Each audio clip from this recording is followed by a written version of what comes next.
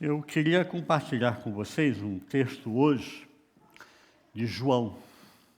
Nós estamos vendo o Evangelho de João, os diálogos de Jesus com várias pessoas, com vários grupos da sociedade na sua época. E eu queria ver com vocês João 21 hoje. Nós vamos adiantar um pouquinho, nós estamos em João 5, mas é Páscoa.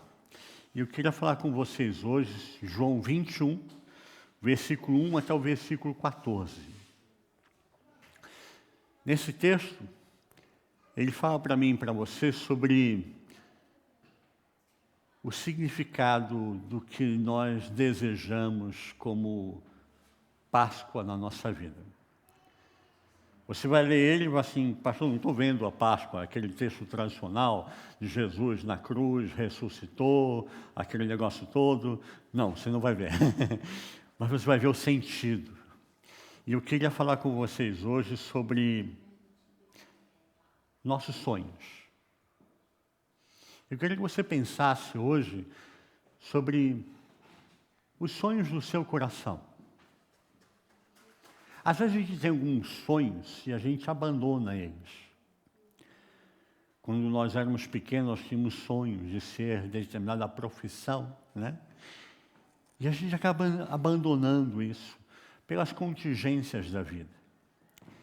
E eu acho que, para mim em particular, Páscoa significa não perca os seus sonhos.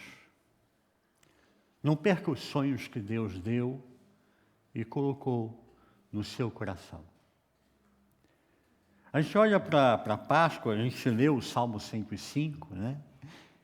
E a recordação da Páscoa para os judeus. O que significa a Páscoa para o judeu? Pessah. Nesse momento especial que a gente está vivendo, né? As três maiores religiões monoteístas estão coincidindo com um momento de celebração único. A Páscoa judaica nem sempre coincide com a Páscoa cristã. Aliás, na maioria das vezes não coincide, porque estão em um ano e a gente está em outro. Eles estão em um calendário distinto do nosso calendário. E a Páscoa para o judeu é a libertação da escravidão. Eles foram libertos de uma escravidão. E é interessante esse Salmo 105, porque ele fala que o povo de Deus, versículo 37, Deus fez o povo de Deus sair com prata, com ouro. Entre as suas tribos não tinha nenhum deles enfermo. E a gente começa então peraí, o que isso significa, né? O que significa de verdade? Por que o judeu celebra isso? Porque ele celebra a história, é um momento histórico. É um momento marcante na vida do judeu. O judeu, quando pensa em Páscoa, ele não pensa em coelhinho da Páscoa, em chocolate. Ele pensa em dores, dificuldades que ele passou, mas um Deus libertador. Um Deus que olhou a dor do seu povo, ouviu a sua oração, viu as suas lágrimas e interviu na história.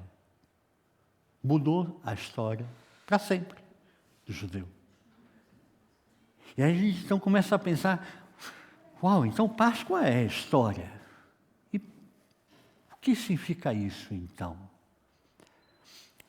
A escravidão é uma mancha na história da humanidade. Quando algum homem se achou melhor do que o outro, pela sua cor da pele, pela sua etnia, pela sua classe social, pela origem que ele tinha. Eu descobri, assim, pela neurociência, interessante que está vindo muitas coisas novas. Sabia que não existe uma pessoa branca? A gente sempre fala, não, branco, de etnia, né? Eu não sou branco. A maioria de nós não somos brancos. Nós somos menos marrom. Mas todos nós somos marrons. A pele ela adquire uma pigmentação, mas não existe o branco, branco mesmo. Branco, branco total, como a gente fala, é depois de morto. Não existe o branco. Então não existe essa ideia de escravizar, ter preconceito contra o meu próximo pela cor da pele. Em 1863, os Estados Unidos fez a sua proclamação contra a escravidão. Abraham Lincoln escreve, e temos então a 13ª emenda da Constituição dos Estados Unidos, em 1863. Nós, no Brasil, foi mais tarde. Foi 13 de maio de 1888.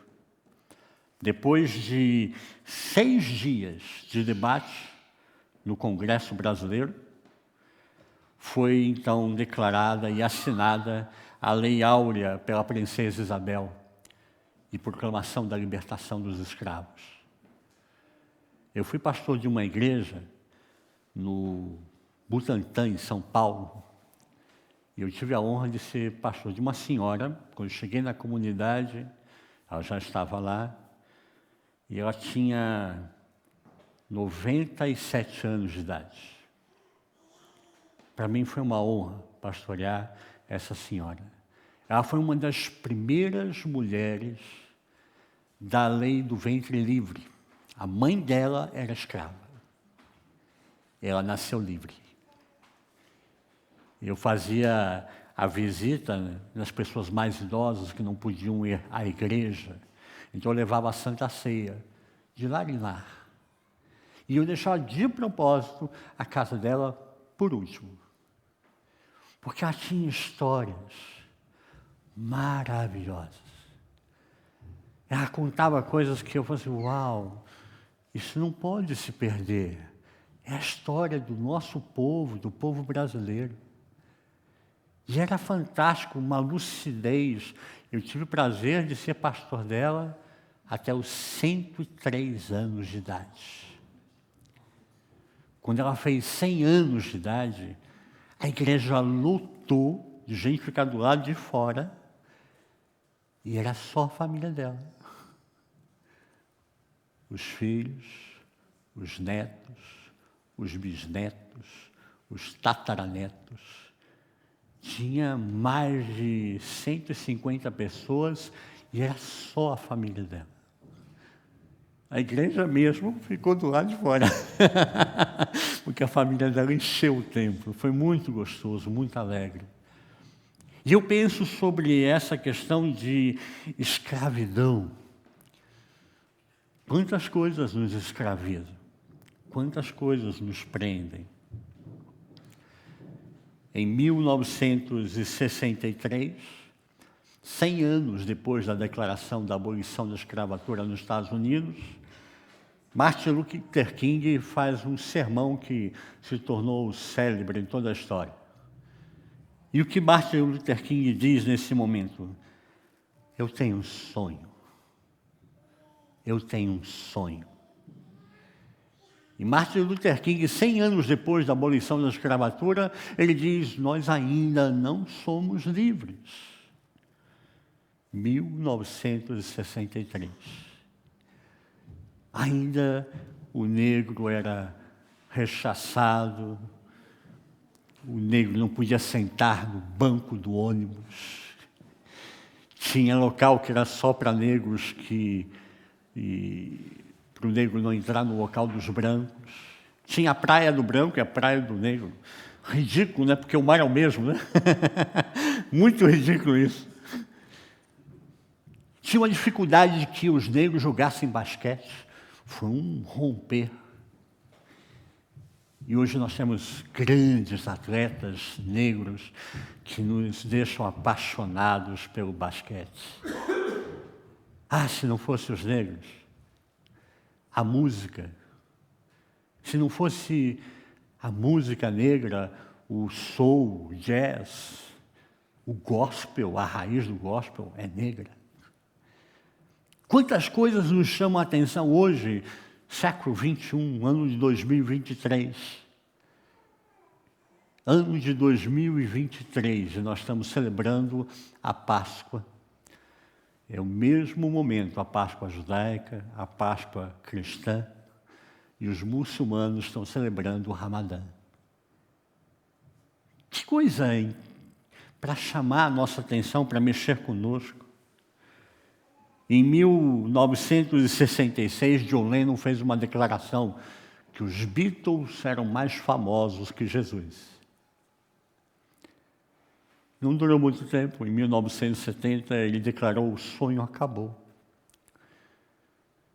E a pergunta é: o sonho acabou?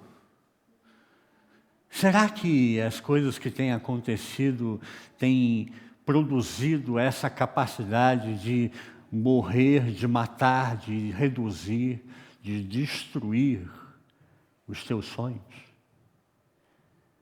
Será que existem coisas ainda hoje que estão escravizando a mim e a você? Em 2008, os Estados Unidos declaram Barack Obama como o 50º presidente dos Estados Unidos. Um negro presidente dos Estados Unidos. Impensável na época de Martin Luther King. E muitos pensaram: então o sonho agora se realizou. Ainda não. Ainda não. Eu tive o prazer de ir por 2 vezes a Nova York. Eu fui fazer um curso de missionário na Igreja Metodista em Nova York. E eu tinha um sonho, uma paixão de visitar o bairro negro. Sabe aquele bairro que lembra filmes de Charles Bronson, né? Aqueles filmes antigos. E eu visitei esse local. Eu vi aquele pessoal no domingo, com aqueles carros maravilhosos, enormes, uma banheira para a gente, né? Enormes, parando na frente da igreja, e saíram aqueles homens altos, fortes, negros, com ternos coloridos, mulheres de chapéu, preparadas como se fosse para uma festa. Eu estava numa igreja, num hotel, em Manhattan, e eu perguntei para o recepcionista do hotel: eu quero ir numa igreja, aquelas de negros, com aqueles corais enormes, que eles cantam, que eles dançam. E ele me falou: você quer ir para Mamãe África? Mamãe África? É assim que chama? Mamãe África. Uma igreja metodista. Não, está errado. Uma igreja sabe, aquelas que o pessoal dança, que canta, que são alegres. Sim, é essa, Mamãe África. E eu, sério mesmo? E eu fui ver um coral de 1000 pessoas, que eles não cantam. Eles exalam louvor. Eles cantam, eles dançam, eles fazem trejeitos. É um coral vivo, alegre, presente. Uau, é uma festa, gente. Uma coisa maravilhosa. E quando eu vi aquilo, eu pensei: será que os sonhos estão acabando? Será que a gente não vai ver mais isso? E essa é a nossa reflexão hoje. O que significa a Páscoa? A Páscoa para o judeu, o Pessah, significa a libertação de todo e qualquer tipo de escravidão. Tudo aquilo que escraviza a mim e a você, tudo aquilo que está amarrando você, que está tentando impedir você de ter o seu sonho, é uma escravidão.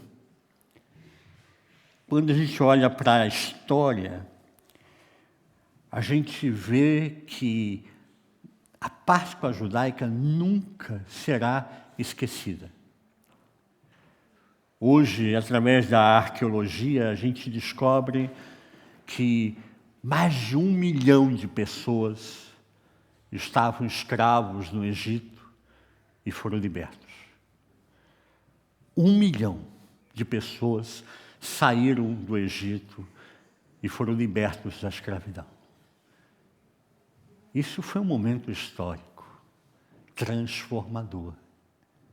1 milhão de pessoas. E diz o Salmo 105 que eles saíram com ouro e com prata, porque eles tinham uma jornada a fazer até chegar na terra prometida. Eles precisavam de sustento, precisavam de ouro, precisavam de prata. Para a gente realizar nossos sonhos, nós precisamos de um recurso financeiro. E Deus proporcionou a eles, os egípcios, para que eles saíssem do Egito, querendo que eles saíssem agora, deram ouro, deram prata aos judeus, para eles saírem e irem em direção à sua terra prometida. Isso é um milagre. E diz esse mesmo versículo, Salmo 105, versículo 37, que nenhum deles saiu doente. E não dá para romantizar, né? Nós temos velhos, nós temos velhas, nós temos crianças, mas nenhum saiu doente. E nenhum ficou doente nesse trajeto do Egito até chegar a Israel, passando pelo deserto. É outro milagre. Então a gente começa a refletir sobre o que significa Páscoa. Páscoa é um momento libertador de problemas financeiros, de problemas de saúde, de problemas sociais, de todos os aspectos. Se nós pensarmos no geral, no todo, Páscoa significa muito, significa libertação. E a gente pensa, em meio a tudo isso, por que Jesus escolhe ressuscitar na Páscoa? Tantos momentos no calendário. Por que escolhe a Páscoa? Porque ele queria dar ainda mais sentido à Páscoa. Jesus é judeu. Ele guarda todos esses princípios, essa história, está no seu coração. Mas ele queria ainda valorizar ainda mais o que é a Páscoa. Então, o que significa Páscoa para mim, para você que somos cristãos hoje? Tem um texto do apóstolo Paulo, 1 Coríntios, capítulo 15, versículo 55, ele pergunta: onde está, ó morte, a tua vitória? Onde está o teu aguilhão? Vencida foi a morte, o último obstáculo da humanidade foi vencido na Páscoa. Jesus vence a morte e ressuscita. Maomé, que é o avatar da religião muçulmana, morreu e não ressuscitou. Os judeus ainda continuam esperando chegar ao Messias, porque não acreditaram na ressurreição de Jesus.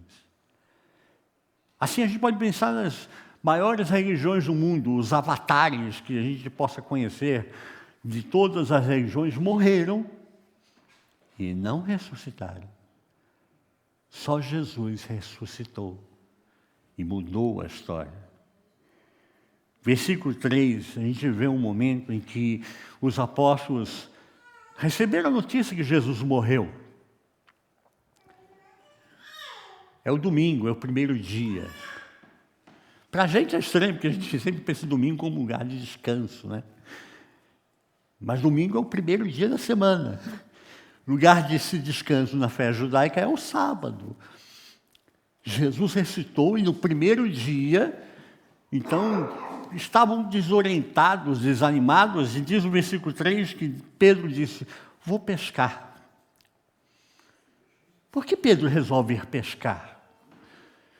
Porque quando a gente não sabe que decisão tomar, que atitudes tomarmos, que coisas fazermos, qual é a nossa tendência como ser humano? Repetir as nossas rotinas passadas. Qual era a rotina de Pedro? Pescar, ele é pescador. Vou pescar. E que diz os outros? Responderam todos eles: nós vamos contigo, porque eram pescadores. e foram pescar com Pedro. Pedro decidiu pescar, mesmo depois de terem ouvido que Jesus ressuscitou. Maria Madalena foi ao túmulo para, de alguma forma, fazer aquele processo de embalsamamento do corpo, preocupada como é que nós vamos remover a pedra. Se você for a Israel, você vai ver o túmulo que tem hoje um lugar que a igreja anglicana comprou, que provavelmente é o lugar onde Jesus foi enterrado. A arqueologia acabou mostrando isso para a gente. Vale a pena ir e conhecer. A pedra é maior do que eu. Não tem como um homem mover a pedra. Vai precisar de uns 4, 5. Uma mulher, então, muito mais difícil. E ela descobre que Jesus ressuscitou. O próprio Jesus fala com ela, Maria. Até então ela estava falando com Jesus, pensando que é o jardineiro. Senhor, se tu retirou o corpo, me diz onde botou, eu vou lá pegar. Pensando assim, tadinho, tirou o corpo daqui, foi botar em algum lugar, vou tirar de lá de volta. E ela preocupada com o corpo de Jesus. E aí Jesus fala para ela, Maria. Eu imagino que a entonação de Jesus denunciou quem ele era. Não é um Maria, Maria. É um Maria com amor. Assim como Jesus chama o meu nome, o seu nome, não chama simplesmente por chamar quando a gente está numa fila de espera e alguém fala, Richard, não é isso. É uma entonação diferente, é o amor. E Maria diz, Jesus ressuscitou, mas acreditaram? Não. Porque é uma mulher. Por que Maria Madalena? Quem conhece a história de Maria Madalena? Era uma ex-prostituta, uma ex-endemoniada. Está sonhando. Jesus já tinha aparecido para os apóstolos. E Tomé não estava presente. Tomé falou, olha, se eu não vi a marca das mãos, os cravos, eu não vou acreditar. E aí Jesus tem que aparecer de novo, para quando os apóstolos estiverem reunidos e Tomé estiver presente. Isso mostra para mim, para você, do quanto nós temos dificuldade de perseverarmos nos nossos sonhos, perseverarmos na nossa história. Nós, muitas vezes, abandonamos a nossa própria história. Porque perdemos os nossos sonhos. É interessante porque Jesus declara, bem-aventurados os que não viram e creram. Somos nós. Nós não vimos, ninguém tinha um iPhone para estar lá filmando, tirando foto, o túmulo sendo removido, os anjos chegaram, mas vocês estão procurando Jesus que está vivo? Não está entre os mortos, está vivo, vocês estão procurando um lugar errado, não é no cemitério, procura onde estão os vivos. E a gente começa a perceber o quanto nós temos dificuldade. E voltamos aos velhos hábitos, voltamos ao homem, a mulher primitivos. Voltamos a coisas que nos afastam dos nossos sonhos. E é interessante esse texto porque no versículo 14 diz que Jesus estava na praia. Os homens tentaram pescar a noite toda. Imagina a frustração, um bando de pescador acostumado a fazer isso e passar a noite toda tentando pescar, frustrados porque Jesus morreu, frustrados pela vida, frustrados porque não pegaram um peixe somente, aí estão voltando assim com aquele caminhão de desânimo no coração deles. E Jesus está na praia. Diz o texto que Jesus, ao romper da manhã, se apresentou na praia, todavia os discípulos não sabiam que era ele. Eles não olham e não identificam que é Jesus. Jesus está com um corpo glorificado. Jesus agora é o Messias. Não é mais o Cordeiro, que João declarou o Cordeiro que tira o pecado do mundo. Ele é o juiz agora. Ele é o leão da tribo de Judá. Ele é o Senhor da história. E até é difícil identificar que ele é Jesus. Ele está na praia. E o que o leão da tribo de Judá está fazendo na praia? Diz o texto, versículo seguinte, versículo 5, disse Jesus: filhos, tendes aí alguma coisa para comer? E eles responderam o quê? Não pescaram nada? Não, não temos nada para comer. Não. Mas Jesus já não sabe que eles não tinham o que comer? Já. Jesus já não sabe a minha, a sua história? Já sabe. Ele sabe a sua dor. Ele sabe o seu desapontamento, o seu desânimo, a sua tristeza, a sua dificuldade de perseverar. Ele sabe tudo isso de cada um de nós. Mas ele fez a pergunta, sabe que é a pergunta retórica? Tem você aí alguma coisa? E a gente, Jesus, eu não tenho nada. Não tenho nada aqui. E Jesus fala, não é verdade. O Salmo 30, versículo 5, diz que o choro pode durar uma noite, mas a alegria vem pela manhã. Quantas noites nós já choramos? Agora, o Guilherme e a Aline vão ter o primeiro bebê, né? Quantos de nós nos lembramos dos nossos bebês, né? Que nós passamos a noite em claro, né? Olhando o nosso filho com febre, tendo dificuldade de lidar com isso. Mas a alegria vem pela manhã. Passamos. Vencemos. Superamos. E é interessante esse momento porque, em meio a essa situação, Jesus fala para eles, lança a rede. Perto da praia. Lança a rede.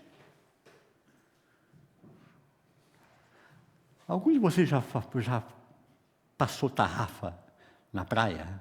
Eu já passei, morei em Santos. E a gente passava a tarrafa perto da praia. É onde a gente aguentava ir em pé, né? Então vinha um lá na ponta, já na beirinha da água, e outro aqui mais no fundo, normalmente eu, porque era maior, né? E aí vinha no fundo, passando a tarrafa. E a gente pegava o quê? Pegava folha, pegava caranguejo, pegava muita coisa. Peixe era uma raridade, mas era divertido. E Jesus falava, lança a rede. E achareis. Lançaram e já não podiam puxar por causa da grande quantidade de peixes. Algo semelhante já tinha acontecido? Diz o texto que João, o discípulo amado, fala assim, já passei por isso. Já vi essa história. Sabe aquele filme que você já viu, está vendo de novo? Já vi esse filme. O que isso significa? Quem está na praia não é uma pessoa qualquer. É Jesus. É o Senhor. João identifica, versículo 7, e diz para Pedro, é o Senhor. E o que faz Pedro nesse momento? Pedro devia estar assim, à vontade, né? É o Senhor? Ele se veste e joga na água, e vai nadando, ele não quer nem esperar o barco chegar na praia, ele quer ir na frente, porque é o Senhor. E quando eles chegam na praia, o que eles encontram? Eles encontram um Jesus ressuscitado, sem nada para oferecer. Não. Eles encontram Jesus na praia, com a fogueira acesa, e nas brasas tinha pão e tinha peixe. Ué, mas então por que Jesus pergunta para eles se eles tinham alguma coisa de comer? É para saber o que você tem. É para que eu tenha consciência do que eu tenho. É para eu saber o quanto Deus pode fazer por mim e pode fazer muito mais do que a minha vã razão me leva a pensar. Eu olho e vejo 1 mais 1 é 2, é matemática, pura e simplesmente. E Deus fala, quem disse? 1 mais 1, na minha contabilidade, pode dar 30. Hã? Pode dar 50. Como? Pode dar 100. Não é possível. Eu sou o Deus dos impossíveis. Você está lidando com a pessoa errada. E aí a gente começa a pensar o que é o sonho de Deus na nossa história. Quantas coisas nós estamos deixando a matemática falar mais alto na minha e na sua vida, e estamos perdendo o sonho, aquilo que Deus deu e colocou no meu e no seu coração. E o que Jesus fala então para eles nesse momento? Ele já tinha pães, tinha peixes. Ele diz o que para esses pescadores que tentaram pescar a noite toda e agora vem com o barco cheio de peixe? Versículo 10 diz, trazei alguns dos peixes que acabastes de apanhar. Mas Jesus já não tinha peixes e pães na brasa? Por que ele pergunta e fala para os pescadores trazer os peixes? Porque ele queria que eu e você entendêssemos que sempre Deus pode acrescentar algo. E algo que é seu, é meu, é particular, é VIP, é exclusivo, é o seu talento. Que a gente às vezes se olha no espelho e não enxerga, não acredita, e Jesus fala assim, não, mas eu te dei um talento, eu te dei um dom. Está vivo no seu coração. Você que está esquecendo, você que está deixando morrer, mas não deixe morrer o sonho. Porque aquilo que você tem vai acrescentar a comunhão. Então, os peixes que esses pescadores pescaram vai servir para a festa. Embora Jesus já tivesse peixe, já tivesse pão. Jesus precisava do peixe deles? Não, Jesus multiplicou os peixes várias vezes. Podia ter multiplicado de novo, olha assim. Tinha 1, 2, 3. Eu tenho uma tia que ela contava assim, quando a gente ia para a casa dela, ela falava assim, Rick, vai lá na sala e conta quantos adultos tem. Aí ia lá na sala, contava a família, né? Tem 19 pessoas, tem 20 pessoas, tia. Então são 19 batatas. A gente brincava com isso, dava risada em casa. Jesus podia te olhar assim, são 12 apóstolos, eu tenho 5 só, vai faltar. Ele podia ter multiplicado, pronto, eu faço assim, pronto, agora tem 20. Sobrou. Poderia, mas ele diz, traz os peixes que vocês pegaram agora. Porque ele quer dizer que aquilo que você tem faz parte. Você não está fora, você está incluso. A escravidão exclui a mim e a você de várias coisas. E Deus inclui a mim e a você na história. Entende isso? Entende o que é ser incluído na história? O quanto isso é fantástico. O quanto é libertador. O judeu, quando olha para a Páscoa, ele se lembra das suas frustrações. Ele se lembra das suas dores, das suas experiências amargas. Na Páscoa judaica, eles comem ervas amargas, para lembrar das experiências amargas. E Jesus vem reconstruir a história. Coma peixe, coma pão. Porque eu sou a história.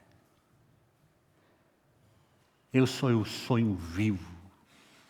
Jesus é o sonho vivo de cada um de nós. Ele reconstrói a história. E ele convida no versículo 12, 20, comei. E diz o texto, nenhum dos discípulos ousava perguntar quem és tu. Todo mundo sabia que era Jesus. o milagre presente, o Messias vivo. Não é mais o Cordeiro que tira o pecado do mundo.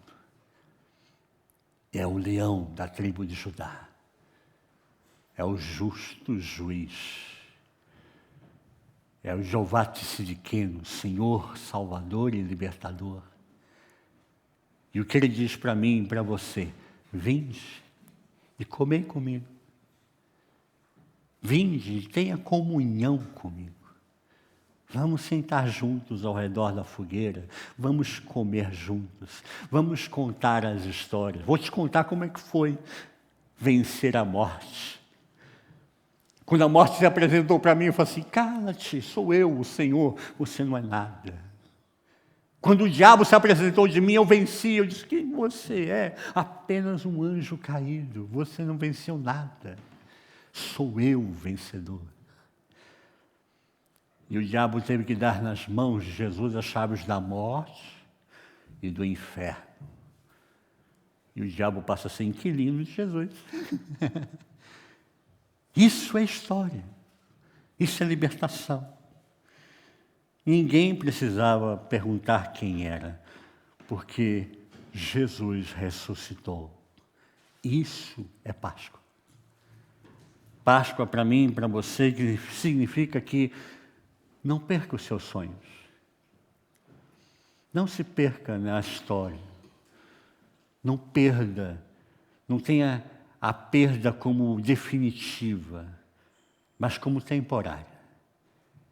Deus tem uma história com você. Deus tem uma história comigo. Confie no Senhor. Quando Jesus te chama, vinde, comei, vamos comer. Vamos estar com Jesus. Isso é Páscoa. Eu queria que você saísse daqui hoje e falasse para as pessoas ao seu redor o que é Páscoa. Páscoa é vida. Páscoa é libertação de todo e qualquer tipo de escravidão. Páscoa é libertação das nossas dores emocionais, das nossas dores físicas, das nossas frustrações, aquilo que frustra a mim e a você, que eu não consegui fazer, não consegui realizar, não consegui ser diferente. Diga nesse momento: é Páscoa, é vida e é libertação. Deus vem para que eu e você tenhamos vida e vida em abundância.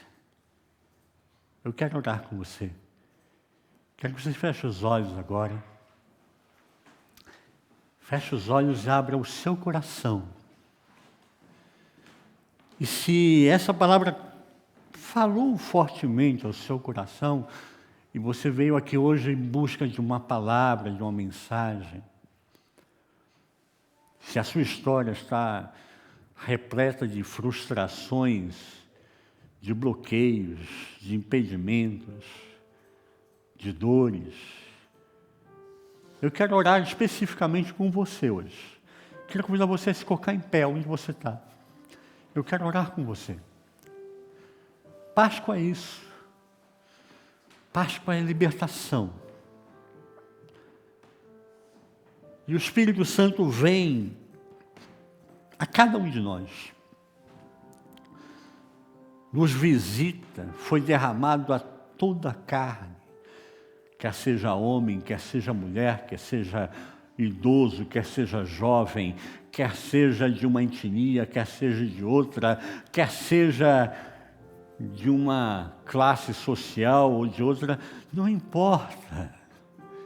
Jesus vem, o Espírito Santo de Deus vem a cada um de nós para nos libertar, para nos trazer vida, para nos fazer voltar a sonhar.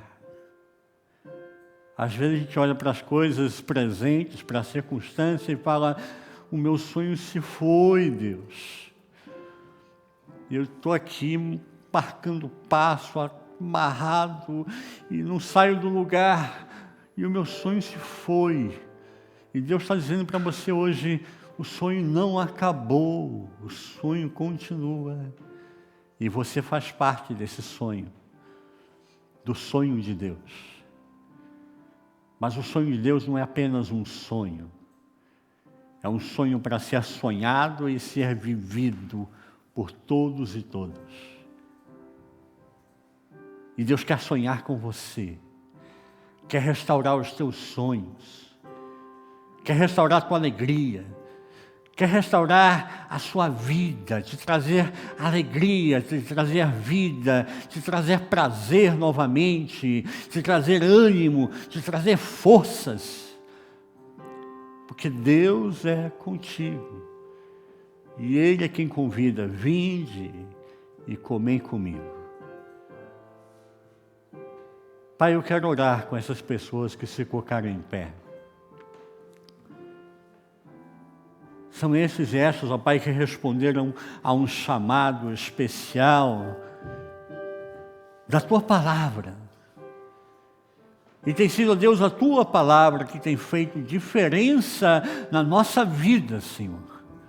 Nós somos hoje, ó Pai, o que somos, porque um dia a Tua graça, a Tua presença, o mover do Teu Santo Espírito se moveu no nosso coração e acendeu a chama novamente. E vimos a fogueira acesa, e pudemos ver Jesus na praia, com os peixes, com os pães, com a provisão de Deus para a nossa vida. Eu te peço, ó Pai, traz provisão, ó Pai, a cada um, ó Pai. Que essa Páscoa, Deus, seja um marco libertador, ó Pai. Liberta de toda escravidão, liberta de todo obstáculo, liberta, ó Deus, de todo peso, liberta, ó Deus, de toda aparência obstrutiva, toda a aparência do mal, todas as armas lançadas contra nós não prevalecerão, mas caiam por terra, em nome do Senhor Jesus. Haja vida, e vida em abundância. Haja alegria, haja prazer, haja um novo ânimo, haja um novo fôlego de vida, haja prazer novamente. Unja a cada uma com o óleo da alegria. Que o Teu Espírito Santo possa fazer brotar a alegria do Senhor, porque a alegria do Senhor é a nossa força.